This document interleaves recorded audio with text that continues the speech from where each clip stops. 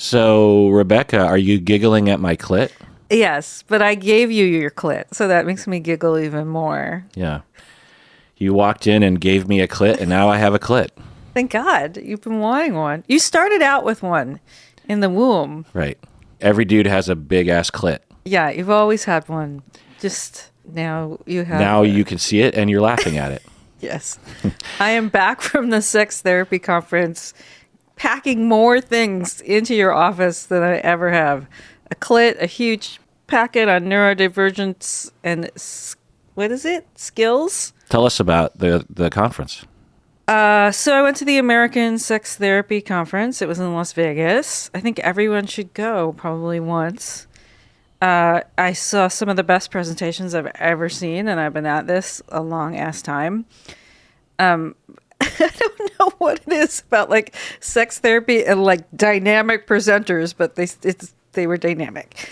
So I went to so much stuff. I went to this great one with folks from Naropa on 6-word sex stories, where we both crafted stories and read them aloud over and over to each other. It was very interesting. 6-word? 6-word sex stories. So there were sex disaster stories. There were thrilling sex stories. Mm-hmm. There were stories of missed opportunity. Pumping hard, fell off the bed. At first I thought we only got 5. And then when I heard it was 6, I was like, oh, a whole other word. Mm-hmm. So that was really fun. Left lights on, regretted it later. So definitely if anyone wants to join the sex 6-word thing that's going on, we'll put the address. A woman from Naropa is collecting 6-word sex stories. It's a fun challenge. Went to a great one on vulvodynia and pelvic pain in women and addressing that through a trauma-based perspective. Yeah, it's just like every hour was something else. And I had to pace myself. Like there was a day that I didn't show up at the conference till 3:00 and did the 3:00 session and the 5:00 session. I did that once at a Vegas conference, but it was because me and Berto were out late that night before. Berto actually had bought bottle service. Oh God! And then the next day regretted it and Did they have like thousands of dollars or something? Yeah, and Berto made me pay for half of it. Oh my God! And at the time, I didn't even know what bottle service was. I just thought that he found us a table and we had a very attentive waitress. You're like, I deserve all this. I mean, it just, it was a whirlwind. Comes. Yeah. It was a whirlwind of a night. And the next day, I was like, yeah, I'm not going to the conference this morning. Oh, I have 2 more things to say. Please. One, due to Lou Ellen's Instagram, do you know who she is? The black comedian. So funny. She has this hysterical routine about she's a big woman, about putting on a thong underwear and losing them. So I always follow her feed because it's so funny. And she was at Dita Von Teese's residency at the Venetian. Do you know who Dita Von Teese is? The most famous burlesque performer in the world. I've been following her career for decades. And she is known for having this outrageous costumed show. She ends the show in a gigantic champagne glass full of water and bubbles, and it's really fantastic. But the show was incredibly gender-bendy in this beautiful space in the Venetian, and then Miss Exotic World happened to be at the same time, and so I got to sit with a bunch of the Seattle burlesque people, whoop it up. The show is incredibly gender fluid, gorgeous. And then the costuming, like rhinestone gloves pulled off through giant rhinestone cuffs, taking off rhinestone chaps, having under like full rhinestone underwear, full rhinestone corset, full rhinestone bra, take that off, full rhinestone pasties. It was just like so over the top and fun. And then at the conference, I got to gift a tarot deck to my favorite ethical porn producers, Jet Setting Jasmine. And I also got to meet Midori, the famous rope and ethics teacher. I had missed her workshop the day before because it was the same time as the pelvic pain workshop. You can't go to everything. But I got to finally introduce myself to her after literally 30 years of following her career. So it was like a lot of, and shout out to all of the sex therapists I met who serve very rural counties and potentially whole sections. They're the only sex therapist in like all of northern Michigan or in Walla Walla County. Like, those were actually my favorite people to meet because their stories were just like, holding it down. I'm the only one. Well, I imagine that there might even be a greater demand. Yeah. Because it's a confidential relationship and people can inquire confidentially. Whereas in Metro Seattle, you might have someone to talk about it with. Right. So they might actually be quite successful in their niche. You know what I mean? Yeah. And one of them said their area of the country is so religious that they might be the first person that someone has spoken to in person about their particular problem and how important that is. Yeah. Or issue. I don't want to say problem, but whatever they're addressing. Yeah. Well, it sounds like you got what you wanted and then some. Yeah. I couldn't find my car key this morning. Finally figured out. I had to think back like 7 days ago. How would you be thinking? And I finally figured it out. I lost. Where was your? It was in my work bag. I had taken my house keys off my keys and put my keys back in my work bag instead of putting them out where I usually put my keys because I was so like trying to get out of the house. I lost my dog this morning. Thank God my Spanish is pretty good and the guy is building the deck next to me. I could say. Oh, I thought you were saying, thank God my Spanish is good because my dog speaks Spanish as a part. I was going like this. Isn't Mochi part Chihuahua? Have you seen a little dog? And the guy was like, and I was like, un poquito Chihuahua. And then I was like, oh, for a Chihuahua, actually muy grande Chihuahua, un poquito con un perro. Yeah. Para un Poquito muy grande. Chihuahua. Yeah. They instantly were like, oh, over there. Wow. Well, you made it here on time, which I'm quite amazed by. When I couldn't find my car keys, I was like panicked. And then it slowly, okay, go through. What are all the things that you do in a day? Yeah. Well, let's take a break. And we get back, there's some juicy emails. What do you say? Serious. All right, we're back from the break. This email is about a thank you. So, annual long-term patron Andrea from North Carolina, she says, "Hi, Dr. Hahn and Rebecca. I'm following up on an email I sent about my experience with my therapist of 3 years, which you read on your February episode titled Trauma and Transphobia. I shared that my therapist, in the email that she sent to us, I shared that my therapist at the time exposed her transphobic beliefs after talking about my non-binary spouse. I just want to say thank you so much for reading my story and for reaffirming that I'm not crazy. At the time, I was struggling. In the end, I knew I had to break things off, which was incredibly painful. However, I'm happy to say that I soon after found another therapist who actually seems to be an even better fit in many ways. Thank you again for both of your time and encouragement. I'm so grateful to have found psychology in Seattle so many years ago." Any thoughts on that, Rebecca? God, I'm so happy we're helpful. Yeah. And because we are given, the culture right now is given so much permission to be transphobic, people will have to work very hard and check in very close to see who their allies are. I have someone that I care about very much. Took them 2 visits to the ER to get their trans man on the East Coast to get tested to find out that they had Legionnaire's disease, which is incredibly serious and rare. Don't you get that from like contaminated water? Yeah.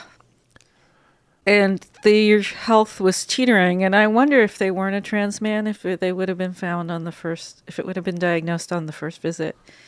So often when we are addressing transness, we have to check in again and again or search even harder. And I would just tell everyone, if you're in that experience, please keep going. Please don't take no for an answer.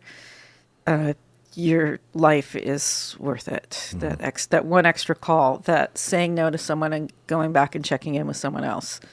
Yeah, it's a great message in a lot of arenas, whether it's in medicine or you're a client.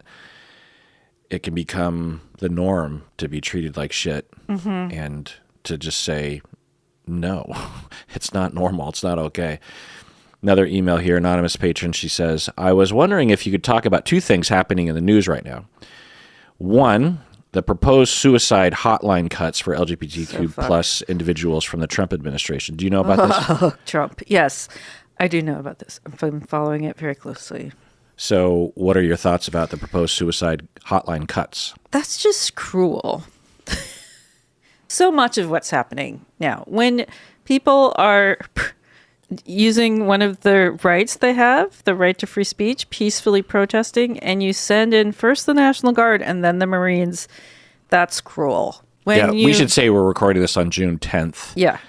So much of what's happening now is just so cruel. Like ICE showed up at an elementary school graduation and parents had to go fleeing instead of being able to watch their children graduate from elementary school. So along in all of that cruel, unnecessary targeting and behavior is this obsession with trans people and trans youth.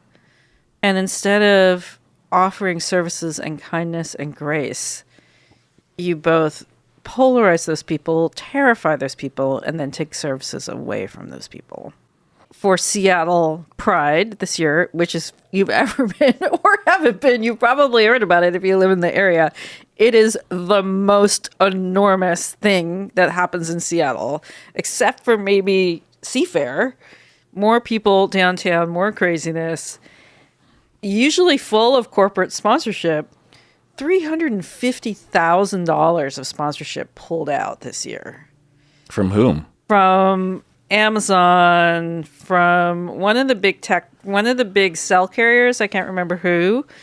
Thanks to Alaska Airlines for continuing to sponsor the event.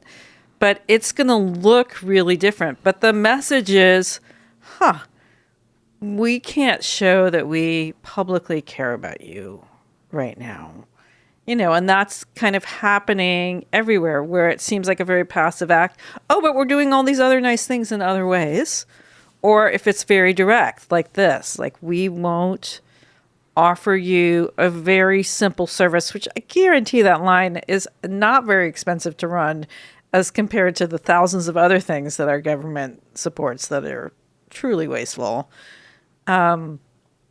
So yeah, it makes me really sad. I'm also part of the generation that existed before these things existed, where gay people killed themselves often. I'm thinking of a dear friend of mine who I'm going to go see Elvis Costello with on Thursday. I met her my very first day of college, and I knew that her gay brother had committed suicide. She came from a very large family. And just recently, we were talking about this, and I said to her, because he had just died and you were so shooken up. And she was like, oh no, he died years before. But it was like so, she was so gutted by his suicide that he had completed suicide. So yeah, this is really real to me. Mm-hmm. And they're coming for us. They hate us and they're coming for us. That's the message. All right, we're back from a break. So I have a new thing that I'm doing.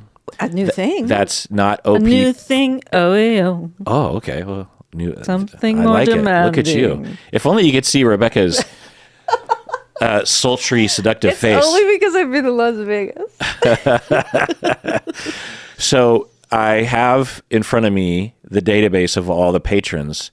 So give me a letter, I don't think I can, or I wish I could organize by town. I'm gonna sort it by address. By address. I want to shout out to Michigan. I had a great conversation with somebody from rural Michigan, and I really felt their struggle. Also, Lily Tomlin is from Michigan, and Eminem is from Michigan.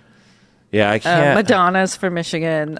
And my aunt lived in rural Michigan when I was a baby, up until I was like. I have a lot to say about Michigan. I can only search by the letters of the name. Okay. So if you give me one or two letters. Let's start with M. I feel like very M today. So M, and then I'm also going to sort it by how long they've been a patron. Long-term patrons. So God bless you. These people have been patrons. Michelle Walters, I believe, is our longest standing patron, going back almost 10 years now. Oh my God. Michelle, yeah. Thank you. From Apollo, Pennsylvania. Huh. That sounds like a nice place to be. Yeah, very Greek. And then we have Kate from Portland, Oregon, PDX. who joined on my birthday in 2015. I love that. We have Gabrielle from Livermore, California. Livermore Labs. What's that? So they create highly toxic chemicals and study nuclear power. Oh, fun. We have Maete, who I met. She's from Davis, California. Davis, California. They invented concentrated orange juice there at UC Davis. Really? It's the big ag school for California.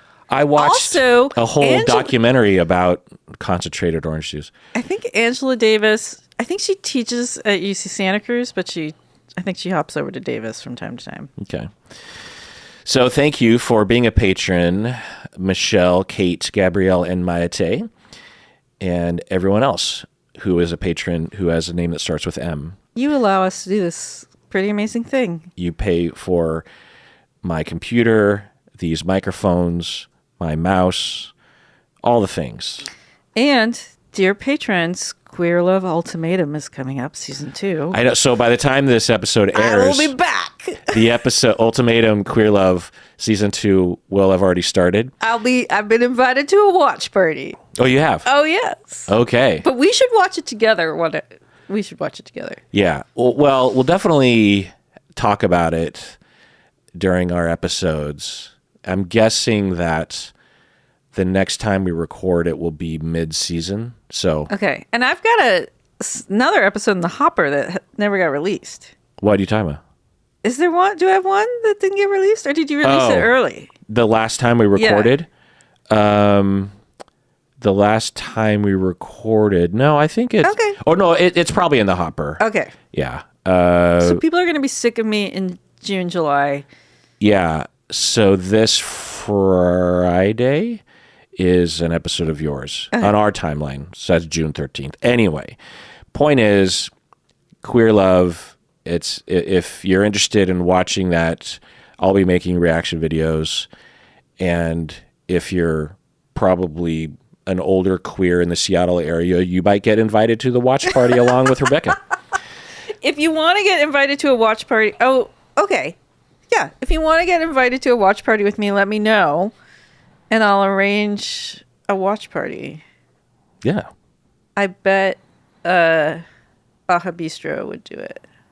Okay. Where's Baja Bistro? Excuse me? It's the queer It's the queer Mexican bar on Beacon Hill. On Beacon Hill. Baja Bistro. Is it right there by It's by Apple? The station. So okay. The station's owned by his brother. Have you been up there lately? The light rail went in. I have, but I used to, right. I used to live right across the street from where you are right now. Yeah, but the light rail went in, and they built this gorgeous mixed-use housing complex right there, and then the area, the promenade, it's all connected to El Centro de la Raza. There's the street festivals there. Shout out to Beacon Arts Festival. They're super fun. So, it's like a hub right there. There's fancy restaurants. There's Homer. You can't get in unless you show up at 4 p.m. Homer if you want to let me in to review your food, I'd be happy to do that. I've never. What kind of food, Homer? It's Greek, like Homer's Odyssey. You can't. I've never been able to get in. Well, middle tier anonymous patron from California. Hi, Dr. Honda and Rebecca. I'm a huge fan of the podcast and have been a listener and patron for many years. I had a question. So this is a longer email, so buckle in. And if you want to chime in at any time. Okay. I sent this to you earlier. Yes, I read it. I had a question regarding my best friend and her relationship to sex and relationships. We've been best friends since high school, and now we're both in our mid-20s. She dated someone for almost 9 years, her high school sweetheart. And when they broke up, I encouraged her to go on dating apps to try out dating. She hooked up with a lot of people. Although it made me nervous because she was practicing safe sex, I was happy. She was not practicing safe sex. She was, sorry. Good, thank you. Although, this is important. Yeah. I caught that detail when I read it. Yeah, right. Although it made me nervous because she wasn't practicing safe sex, I was happy she was putting herself out there. After a few months, she met a guy and they moved very quickly. It was a long-distance relationship. By the end of the weekend, they were already exclusive. Okay, so just to review, high school friends of 9 years, she marries her high school. Let me do this. She marries her high school. This is the friend. Not married, but had a long-term relationship. This is the friend reporting that the other woman had a long-term relationship, breaks up from that relationship, and probably hadn't had much dating prior to that that relationship, right? Because it's a high school sweetheart, and then starts to go on dating apps, and then starts going hog wild with the dudes, but doesn't use protection. Yeah. By the end of the weekend, so then she meets someone, long distance relationship. By the end of the weekend, and it's moving very quickly, they're already exclusive. She met his family and he showered her with gifts, and he paid for her to fly out to when the next time they would see each other. So this is all happening in one weekend, by the way. I told her I feared that this was love bombing, but she disagreed. So I just want to chime in and say that love bombing is a complicated thing. It could be love bombing, but it is an overused concept in today's world. Love bombing is not a well-defined thing in the literature, but it is defined. And I actually developed my own working definition that I will now look up This is why you're very so quickly. helpful to have around. Well, anyway, I can't find it. But the working definition generally is that there are two different kinds. There's the volitional psychopathic kind, in which an individual knows they are tricking the target by showering them with affection and gifts, and they're trying to get their hooks in, and they're kind of bull rushing the target to become overly dependent and connected to the abusive individual, because the abusive individual knows what the goal is. That happens. It's rarer on the grand scheme of overall love bombing incidents, in my estimation. There's another type of love bombing in which people will inadvertently love bomb. Like, you can have someone, cluster B personality disorder, who falls in love, and because of their relational traumas are falling deeply, deeply in love, and are genuinely feeling the feelings, and want to move very quickly because they've never had closeness. They have no object permanence. Yeah, and they cling, and they also feel euphoric because they've finally found attachment that they've never had, even going back to since they've been born. And they also will be very deferential to the target, will see the target in a very positive way, almost a black and white kind of positive way. And to be the target of that can be intoxicating, to be needed and loved and cared about and praised in such a way. It's just overwhelming, but it's not psychopathic. It's not volitional.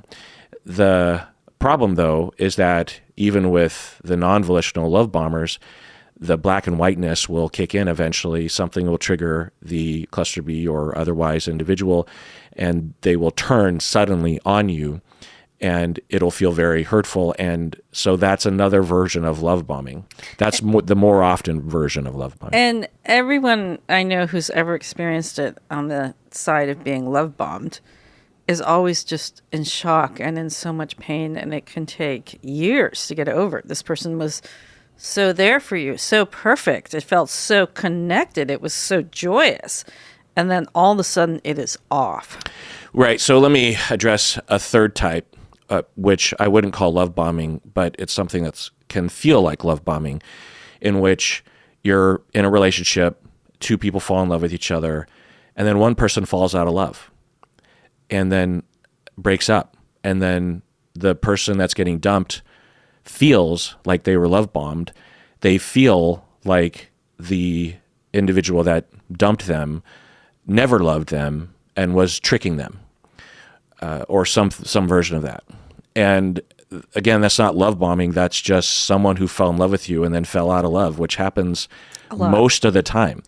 If even if falling in love 50% of the time lasted forever, then most of us would have only dated one or two people, maybe a handful of people. 50% of marriages end in divorce. Right. Lots of people fall out of love. So I would guess even for securely attached individuals, I would say that 3 to 5% of the times someone falls in love, they fall out. It lasts for themselves, for the rest of their lives. So it's normal for someone to fall out of love. It fucking hurts, but it's not love bombing if someone falls out of love with you. Anyway, so when anonymous patron, I don't know the circumstance, but from the outside, she was observing her friend who was in this long-term relationship and started dating, falls quickly in love, which will happen because it feels good. Well, also, if you're kind of oriented that way, which sounds like the friend might be, but also when you've never dated before, really, because you found your high school sweetheart and were with them for many, many years, then there's an immaturity, which is fine. That's why we go through these things when we're younger. That's why I don't recommend that people have long-term relationships when you're really, really young. I mean, unless you really want to, I suppose. But there's a benefit to acting like a fool when you're 16 as opposed to when you're 36. There's consequences are different. Yeah. And everyone around you is doing it. And you aren't, you haven't moved in together and bought a car together. You know what I mean? When you're 16. Right. And this was interesting. A lot of people brought up at the conference who has had to get over purity culture. And I was like, oh, that's something I haven't had to get over. I grew up in San Francisco in the 70s. I had to get over impurity culture. But this idea that you're supposed to wait till marriage to have sex, it causes lots of problems, because then when people start to have sex, they have no idea how to have it, and they've devoted their entire life to this person. So there often is an experience of when you get out of relationships, if you've been told that you shouldn't be promiscuous, people often go the other way and go very promiscuous. Right. Particularly the pressure is for women. For men, it's almost the opposite in some weird ways. But anyway, so the worries of love bombing from the patron here, I get, but to claim, and as particularly to go to her and say, I think you're being love bombed, is a stretch. Because you don't know. So what would you say? Would you say, hey, I'm worried about you. You guys haven't been spending that much time together and you've committed so quickly. So this is something that I've fielded. This is a question I fielded many times. People email in about this sort of thing a lot. So I've had a lot of time to think about it iteratively over time. And what I'll say is always just speak from your own feelings. Don't say shit about them. Don't analyze them. Don't make claims. Don't predict anything. Only talk about your own feelings. So, for example, if the patron were my friend coming to me with this saying, what do I do? I would say, you don't know what's going to happen. You don't know what's best for your friend. In fact, your friend might actually be going through something self-destructive, and she needs to go through that because she hasn't been through that. So don't start making ideas in your head as to what is going on and what needs to go on, because you don't know. Unless she's being abused and it's obvious, then you just have no idea what's happening. And you don't even know what she wants. Maybe she kind of knows that this is jumping into the deep end without a life raft. It's like, she's dating and she wants to do. So speak from your own feelings, which is to say, I love you as my friend, and here is what I'm feeling. I'm feeling afraid for you, but I have no idea if that fear is justified because I don't know what's happening. And for many years, I have had this stability with you because you've been with your previous partner for many, many years, that I guess in my friendship with you, I could predict what was going to be happening with you. And I could also predict our relationship because things were stable. But now things are not stable. Not that that's a bad thing, but things are changing a lot, and you're dating and you fell in love, and I don't know what's going to happen. And it's a long distance relationship. And if I dig down a little deep, maybe I'm even worried you're going to move to where he lives and I'm never going to see you again. But all I know is that things are moving very quickly, and I don't know this guy, but you do. But I'm just telling you, my feelings is that I'm afraid. I don't know if my fears are justified, but that's just my feelings, and it's just because I care about you. Okay, just say that. To start making analyses that you're being love bombed by a guy I've never met. It's possible that your friend was the one that was love bombing. Plus there's just not enough information. You don't know. It's possible, I suppose, but it's a stretch to say that, oh my God, my friend is falling in love very quickly over the span of one weekend. And to say that that's love bombing is really a stretch. And it's just a manifestation of their own fears, which is fine. You can be afraid, but don't claim that you know what's happening. Yeah. All the time, people make choices that I wouldn't make. Oh, I feel like I have to sneeze. Uh-oh. Sorry, the air was so dry. In Vegas? In Vegas. My nose, I won't Did you get a bloody nose? Things were coming out of my nose. I don't want to get in depth, but I'll just say I reacted. Yeah. People make choices all the time that I would not make. What's interesting in my life, being queer, is that over time, some of the people closest in my life have become very religious. And that's been hard for me because their religiousness conflicts for me with queerness and the way that they practice it. So, yeah, people make choices all the time that distance me from them. And it's hard. Sometimes I can't follow in those choices. Sometimes I don't like the people that they're hanging out with, and I have to spend less time with them. I had a dear friend of mine get married to someone, and that marriage broke up within the year, if not 2 years. I think it was actually within the year. And it was incredibly painful. Should I have said at the beginning, this isn't going to work? This is your first relationship of this kind? Would that person have heard me? No. Am I there for them on the other end of this? Yes. So like, the most annoying thing on the planet is other people. So yeah, your friends will make choices and sometimes you can't follow along with those choices. And it's interesting. I have someone in my life, we are friends, but they processed with me something similar to this happened with someone that they know, and they had to end the friendship because the relationships were so fast and furious and they felt unsafe for themselves. Why? Because there were kids involved and she didn't respect the way this other person was bringing lovers in and out of the house with the kids. Right. That's an extension that would change things. So going on, once he was back to his state, he ended up ghosting her, and she tried every route of getting a hold of him. And when she couldn't, she downloaded an app and hooked up with someone that day. Well, and the friend really likes and wants to have lots of sex, which isn't for everyone. That's what I noticed at the sex therapy conference. There are lots of different types of sex therapists. Some people are more on the marriage side, and some people are more on the multiple I should say, how do I say this? Some people are more on the monogamy side, and some people are more on the non-monogamy side. Obviously, there's people that do both, but it's just interesting to kind of, there's a different vibe. How so?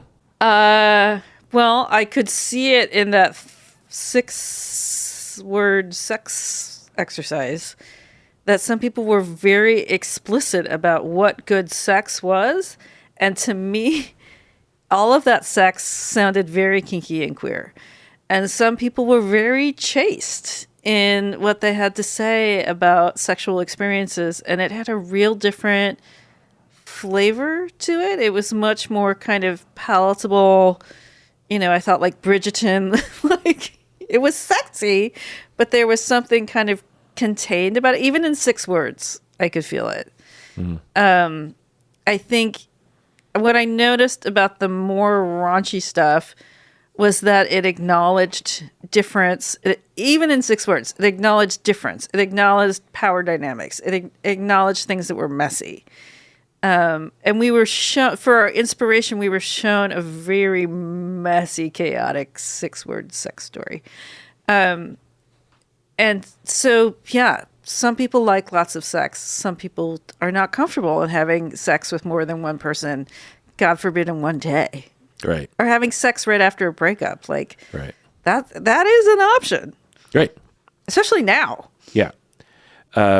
And could it be a problem? Sure. But anything could be a problem. Not dating soon after breakup could be a problem. You just don't know. It just depends on the person. And particularly for women in our American culture, you're not supposed to do that. Yeah. Right? Now, again, could it be a problem? Could it be a manifestation of some escapism that is ultimately destructive for your friend? Could be, but you just... Problematic sexual behavior. But you can't know. You just, there's no way to know. And you can, as a friend, have your feelings and your question marks, and you can communicate that, but you can't claim anything. You can't know anything. And you have to allow for the very strong possibility, in addition to other strong possibilities, that how she's dealing with it is exactly what she should be doing for herself. And it's okay if you're not okay with it. What do you mean? Like, there are certain sexual behaviors, non-monogamy, being very sexually active, that people just aren't okay with. Like, it's just not their style. They don't want to hear about it. Their style. Well, they don't want to hear about it? Oh, yes. They don't want to hear about it. I don't think it's okay to be a friend with someone. I agree that it's completely fine if for yourself you don't want to do that, but I don't think it's okay to impose that on other people at all. But I would say, as I kind of shift and say, you know, I am being trained to be a sex therapist, it is very interesting to me how many clients say, you're the only, I couldn't have this conversation with any of my friends. You're the only person I could tell this to. So although we are seen as a very sex positive culture, we are still very Puritan. Oh, yeah. And there are certain things that are okay to talk about, and there are other things that are not okay to talk about. Yeah. Yeah. Going on. Flash forward a few months later, she ended up meeting a really nice guy. I was really happy that she was happy. Although I thought they were moving fast, they were talking about marriage and moving in together and her getting a wedding band for Christmas.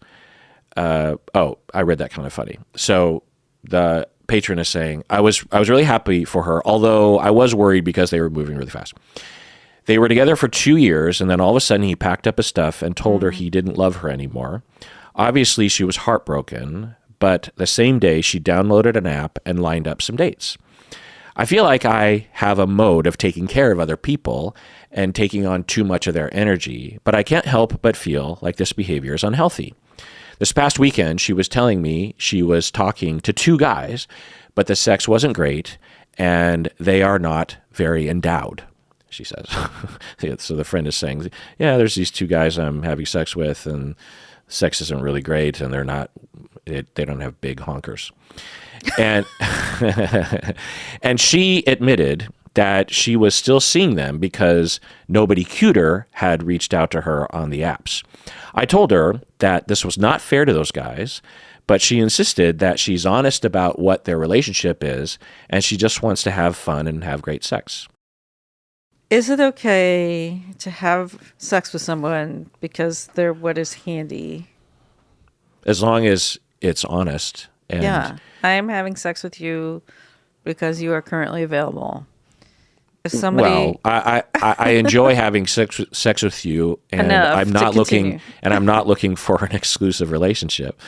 If someone with a larger penis comes along, I will dump you to have sex. I mean, that's one way of putting it. But another way is I am interested in having a casual relationship without any promise or thoughts about where this is headed. It could continue casually or it could end suddenly. I don't know. How do you feel about that? And as long as it's honest and there's a reasonable conclusion that this friend can depend on the men understanding. Because, sometimes you can say this to someone and you get the impression that they don't really get it. They're like, yeah, me too. And you know that they're not really interested in a casual thing. They're just going along with it because they're trying to retain you, or they don't really understand what you're saying. Then maybe more explanation or more discussion, or even just cutting it off at that point for the other person's benefit is in order. But absolutely, we don't know these other guys. It's possible that... Great. Are they just having sex with her because they like the physical intimacy of it? And they're like, I'm waiting for someone with bigger boobs to come along. And I mean, who knows? Someone who was a rope top came along, they would move along. And a rope top? Oh, yes. What's a rope top? Oh, rope as in rope fetish. Yes. Yeah. So we don't know. But the assumption from the patron is that these other guys are being harmed. Well, and also, I think if you don't like casual sex, it is impossible for you to imagine the world of casual sex, which is out there, which is big. Right. There's lots of casual. Here's a little announcement for those of you who don't like casual sex. There's lots of casual sex going on out there. There always has been. It may not be your style, but it's something that a lot of people like. They might not even need to know the name of the person they are having sex with. They may not ever want to see that person ever again. All right. Yeah. Going on. A part of me sort of feels rejected because I wish she relied on me as a friend more after a guy breaks her heart and not some random guy on a dating app. I have warned her about not tying her self-worth to men, but she insists that's not what it is. She is not seeing a therapist right now and grew up very religious in a sex-negative environment. She has a lot of anxiety about contracting STDs and got HPV when she was hooking up with people, but she still doesn't always use protection or ask if they are clean. When she's single, it's harder to be her friend, but I love her so much and want to be there for her without her feeling like I'm judging her, which I try hard not to do, but I still do sometimes. I want to be a good support system for her, but also not be sucked into this part of her because I have in the past. Am I the one who is not sex positive? End of email. Rebecca, what do you think? I mean, I would say this is not, if we were to connect on our hobbies, which a lot of people do, and it sounds like one of her hobbies is sex, you guys would not connect in that arena. I hope there's other places that you connect. Obviously, with everyone, I'm concerned about how they're doing. I don't want to say that. Let me rephrase that. How you are doing what you are doing is important to some people. So, like, if somebody was using unsafe practices in the drugs that they were using, that would probably influence our friendship. If I knew they were shooting up and sharing needles, I would be concerned. If I knew a friend of mine was having lots of unprotected sex, I might be concerned. How that would impact our friendship, I don't know. I came out of the HIV/AIDS education movement, so probably a lot. if you want to have a conversation with her about that, you are kind of opening up a can of worms. It sounds like you already have, and you know that she's doing things that you would never do. I forgot to say this. One of the workshops that I went to was on over-controlled personality types and under-controlled personality types and how that shows up in sex. And so it sounds like our patron here is in the over-controlled personality type. They like rules. They like control. They like predictability. And it sounds like their friend would fit in the under-controlled personality type. They like chaos. They like spontaneity. They're okay with confusion. The friend is your Ernie to your Bert. Yes. So I'm forgetting his name, but I think you should have him on the podcast because he's an amazing speaker. He wrote this book called Making Nice with Naughty. And this might be an interesting book for the patron to read, which is that there are some very naughty people out there in our Puritan view of nice and naughty. And how do nice people deal with naughty people? There can be a lot of judgment there. You're doing things that I would never do. Yeah. And actually the conversation ends, that's actually the end of the conversation if you don't want to learn anything more about that person. But it can be very overwhelming to watch people behave in ways that are uncomfortable to you. Yeah. Yeah. I.e., the last time I did a tarot reading with Sylvia, our querent was a puppy, was in a full puppy mask and identifies as a puppy and has sex in their puppy role. And we got to ask, they did tarot reading, and then we got to ask lots of questions. That's not a lifestyle choice that a lot of people would feel comfortable with. But for this person, that was their thing, and that's what they do. Does it have to make sense to me? No. Yeah. Yeah. Right. So, patron, I've been hard on you, I think. I don't know if that is the way it's coming across. I'm guessing it would. Baseline, you love your friend and you care. And is she going to behave the way that you want her to? No. Right. But baseline, you're worried about her. You want what's best for her. That's great. And things are changing quickly. And it sounds like you think of yourself as being sex positive, but there's no one in our society, and maybe every society, who, although they might be the most sex positive person in the world, we all have sex negativity internalized. We just can't get away from it, particularly when it gets closer to us.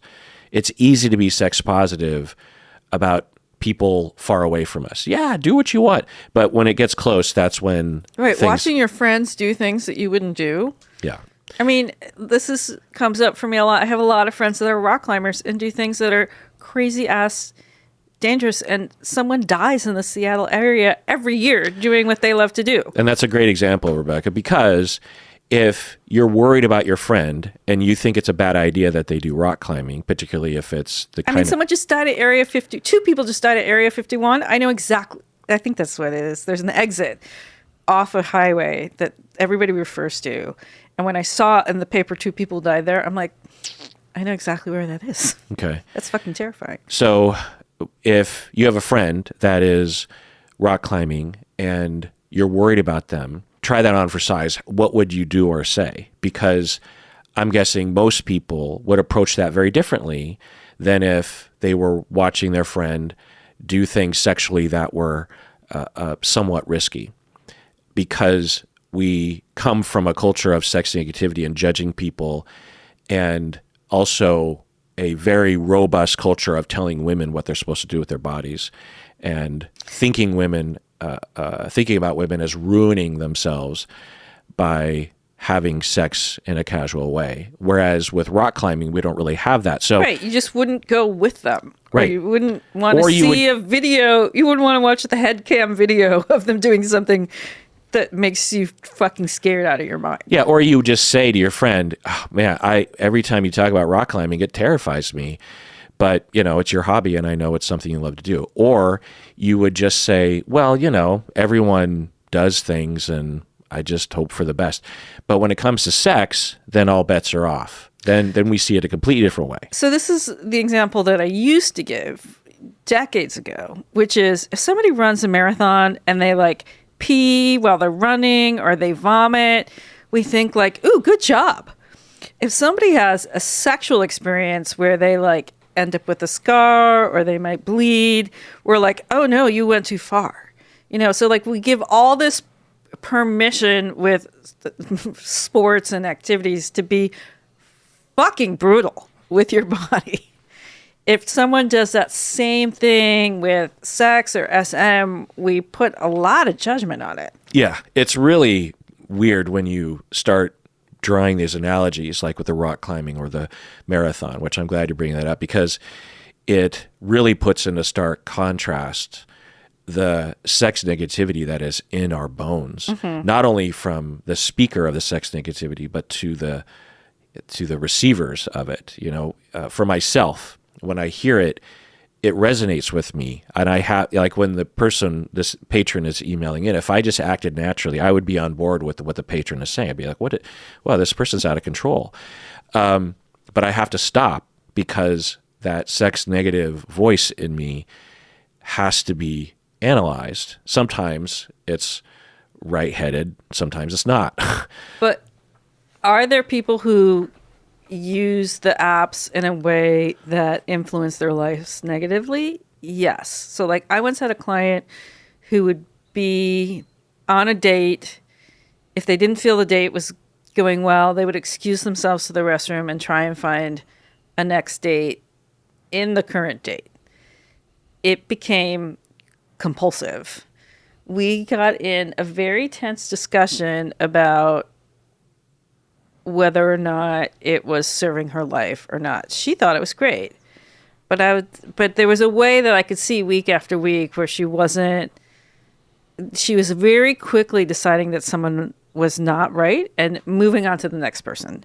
But we had this very intimate relationship, and I proposed things to her and she disagreed.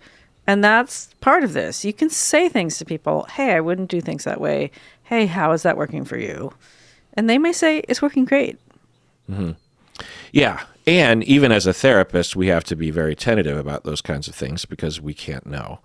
We can throw things out there, especially when it's this sort of thing that the patron is writing it about. So baseline patron, you care, you love her, and that's great. And you're afraid, which is fine. You can be afraid. But to extend that into, I know what's best for her, I know what's happening, and I now am at the precipice, or I am subtly trying to change her behavior through suggestion or pressure or advice or something, that's when you've crossed the line into what could destroy your relationship with this person. Right. The friendship was one thing at one time. Now that this person has this other part of themselves that they are showing you, they date and move on very quickly. Is that something that works in the friendship? Yes or no? And what I'll tell you, patron, is what I tell students and what all of us therapists ask ourselves, which is, wow, I have a lot of energy around this. What's going on with me? Why am I putting so much energy into this? Maybe it's justified, but maybe it's not, or at least 90% of the energy around this might be something about me. And that would be a very fruitful conversation. Yeah. And a lot of the sex therapy training was about personal bias and just being able to ask someone, is that working for you? Yeah. And if that's working for them, one conversation happens. And if they believe that there's sexually compulsive behavior or sexually problematic behavior, the training program I went through doesn't use the term sex addiction. There are ways to look at that. But it sounds like the friend is pretty happy and likes to have sex after a breakup. Mm-hmm. And with the apps we have now, you can have sex right after a breakup. Mm-hmm. Yeah. I mean, it used to be you would go to the bar and give that person at the end of the bar that look. Plus, who doesn't like a good hug and a good makeout? I mean, under most circumstances, There's a very funny, I wish I could remember her name. She is saving herself for marriage, but she has this whole thing that she does on Instagram about the importance of having that slutty friend and all of the advice and information she gets from her slutty friend. So sluts have a lot to offer. Don't deny your slutty Yeah, they're friends. like sex oracles. Yes. They have seen things you could have never imagined. The last thing I'll say, patron, is that you're very self-aware in that you say that you have a mode of taking care of other people, which is what we're going to call overfunctioning, possibly codependent. I'm guessing that you understand all that about yourself, which is fine. And the compulsive pull of overfunctioning is strong. Upon discovering this aspect of human personality early in my career, I thought, oh, okay, I think I finally understand this. And I was working with some clients on it, and I would talk with them about it, and they would say, yeah, and we would collaborate on conceptualization, and they would say, yeah, that's right, I am a functioner. It does have to do with my parentification growing up, and yeah, it does have to do with my alcoholic father that I had to take care of, And I would say, okay, well, job done. But no, we were literally 1% down the road with that awareness. It is so fucking hard to change. So even when you know you're doing it. So to the conference, I brought my tarot deck, and I met someone who knew me from the tarot deck. And so I eventually ran into them with my cards, and we both pulled cards. And I pulled the Three of Swords card, and they asked me what I thought it was about for me. And I realized that it was about that overfunctioning, underfunctioning workshop, and how much me being an underfunctioner impacts my life and the type of people that I can be around and all kinds of things. I didn't know you were an underfunctioner. Are you sure you're an underfunctioner? In terms of romantic relationships? Yeah. You're the one that people are taking care of? They think they have to take care of me. Oh, really? Yeah. Huh. Which causes a lot of... They view me as... Incompetent? Incompetent. Huh. Yeah. Wow. That is not how I know.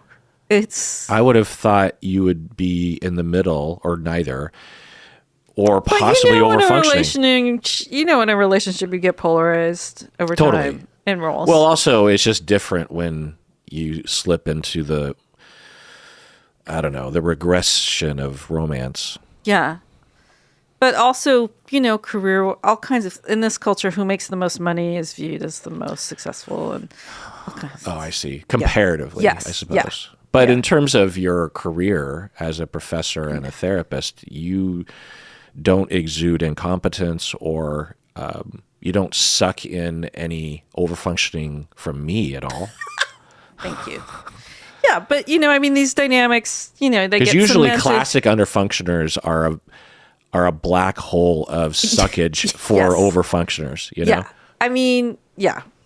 I could go on this. But so when this person that, at conferences, you bond very quickly, and suddenly you could tell this person anything.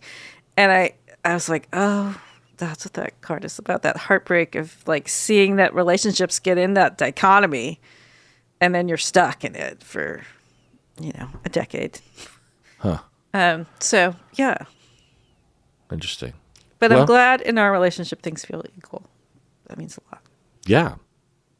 Did you not know that? I know that. Okay. That's why I keep showing up. Okay. Yeah. So this is a whole nother episode. Yeah, I was going to say this. You just opened a can of worms. I got to read that book. This is a doorknob moment, Rebecca. Yeah. Well, you got to have that guy on the show because he's really good. It's a topic you guys have you ever covered it? Huh? Have you ever covered underfunctioning, overfunctioning? Oh, yeah. Okay. Ad nauseum in some ways. Yeah. Sorry. No. I'm trying to think why. Well, I did a whole deep dive on codependency or overfunctioning. It's also a very common family therapy thing. Yes. Yeah. Yeah. Complementarity and, enmeshment and parentification, Anyway. Well, I don't know how to wrap up this episode, so I'm just going to say This episode was good. Thank you for letting me tie it. This is also bonus for me. This was like supervision. I got to process a lot of the conference because I was like, how am I going to process all of this? Yeah. And I got to process a ton of it. All right. Well, that does it for that episode. Everyone out there, please take care of yourself because they are coming for us and it is brutal. So please find your people. If you are an immigrant to this country, know that we love you. We are both very much tied to our immigrant heritage. Yeah. We're in a dictatorship and it is scary and we love you. Berto and I are working on a deep dive on immigration. That's really good. That will really come up needed. soon. He's an immigrant. Yeah. So take care of yourself. Take care of yourself.